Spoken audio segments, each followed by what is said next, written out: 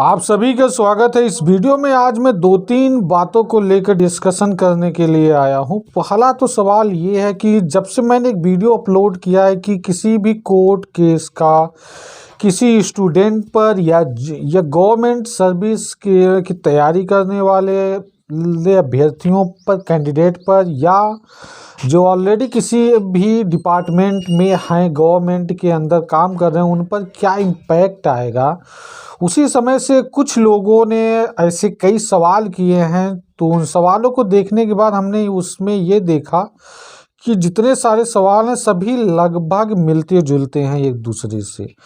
तो मैंने सभी को एक साथ कंपाइल किया और फिर सोचा कि इन सभी चीज़ों पर एक वीडियो अब क्यों न बनाया जाए। तो मैं इस वीडियो में दो तीन क्वेश्चन को लेकर आंसर आज करूंगा। उनके दो तीन जो सवाल हैं उसे मैं एड्रेस करने वाला हूं।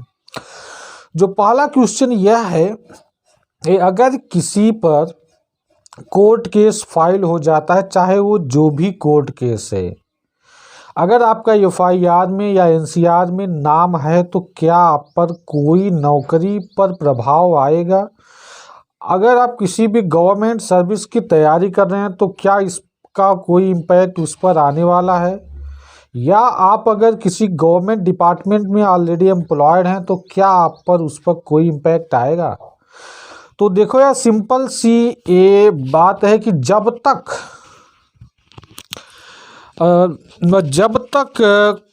कोर्ट आपको दोषी सिद्ध नहीं कर देता है, कितने भी एफआईआर में आपका नाम हो, कितने भी एनसीआर में नाम हो, आपकी नौकरी पर कोई भी प्रभाव नहीं पड़ने वाला है। आप किसी भी गवर्नमेंट सर्विस की तैयारी कर रहे हैं, आपके ऊपर कोई भी उसका इम्पैक्ट नहीं आएगा।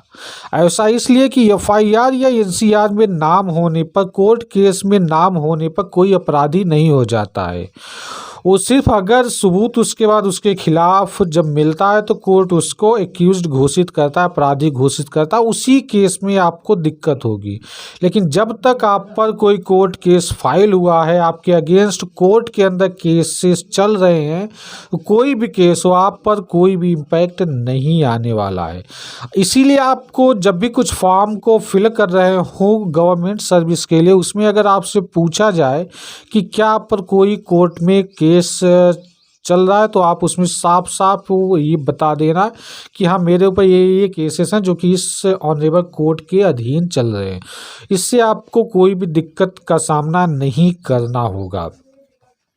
तो एफआईआर में आपका नाम है या एनसीआर में नाम है, तो इससे आपको कोई भी समस्या नहीं होने वाली है। इसके लिए आप टेंशन फ्री रहे, आप अपनी स्टडी को अच्छे से रखें और आपके खिलाफ जो भी केस है उससे आप सेफली बाहर होने की कोशिश करें। कोर्ट के अंदर जितने सबूत हो सकते हैं उसे आप एविडेंसेस को दे ऑनरेबल कोर्ट के अंदर, जिससे कि कोर्ट आपके ऊपर कोई भी दोष सिद्ध न कर पाए।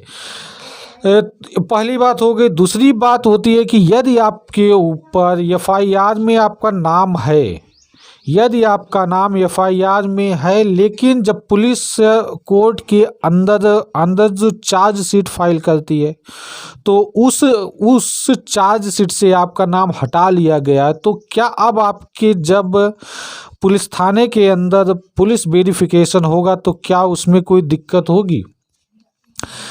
तो सिंपल सा मतलब है कि जब तक आप पर कोर्ट केस के अंदर कोर्ट के द्वारा आपको दोषी सिद्ध नहीं किया जाता, तब तक आपके ऊपर कोई भी समस्या नहीं है। एफआईआर में नाम था, लेकिन बाद में जब पुलिस चार्जशीट बनाकर उसे सबमिट करने गई तो उसमें चार्जशीट में से नाम हटा लिया गया। पुलिस ने ऐसा चार्जशीट से नाम क्यों हटाया, इसके पीछे क्या रीजन हो सकते हैं, उसे आप भली बात जानते होंगे।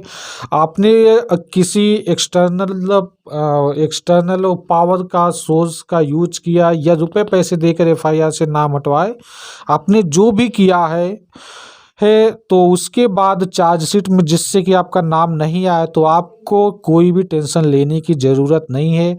आप किसी भी गवर्नमेंट सर्विस की तैयारी कर रहे हैं तो आप बिल्कुल टेंशन फ्री होकर गवर्नमेंट सर्विस की आप तैयारी कीजिए।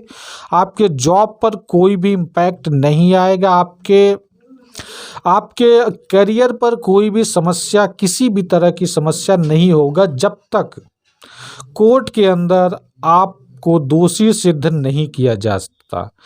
और दूसरा जो सवाल था उसका आंसर ये होगा कि आपका एफआईआर में नाम था, लेकिन पुलिस जब चार्जशीट सबमिट किया तो उसमें नहीं था, तो इसका तो कोई मतलब ही नहीं है कि पुलिस वेरिफिकेशन में आपको कोई दिक्कत हो सके। अब अगला सवाल आता है कि यदि कोई ऑलरेडी किसी डिपार्टमेंट के अंदर एम्प्लॉयड है तो क्या अगर उस पर कोई केस फाइल हो जाता है तो क्या कोई दिक्कत हो सकती है? उस केस में भी कोई भी समस्या आपको फेस नहीं करनी होगी।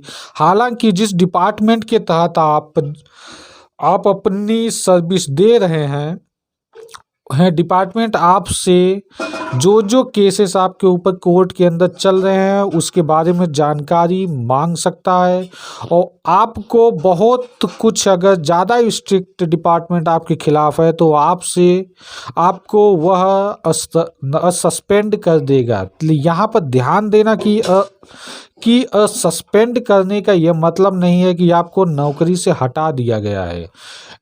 सस्पेंड करने का मतलब यही होता है कि आपको जो खर्च है उस खर्च को देने के लिए आपको गवर्नमेंट की तरफ से 50% सैलरी आपको दी जाएगी।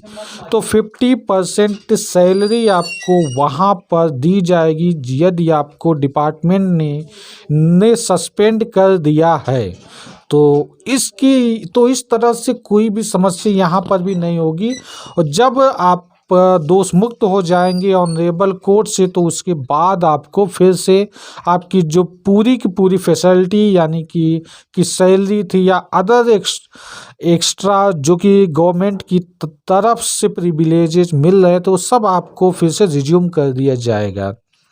तो इस वीडियो में इतना ही। अगर आपके पास कोई और सवाल है तो आप हमसे कमेंट के माध्यम से पूछ सकते हैं। अगला वीडियो जल्दी आएगा और अगले वीडियो आने तक के लिए जय हिंद।